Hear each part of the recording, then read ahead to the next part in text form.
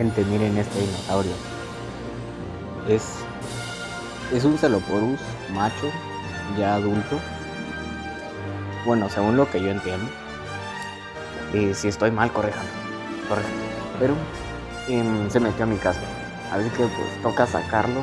Ya ahí ya lo tenía agarrado. Y después fuimos al parque a liberarlo. Porque ni modo que me lo iba a dejar, no, mascota. Estaba bonito, pero no lo iba a dejar de mascota.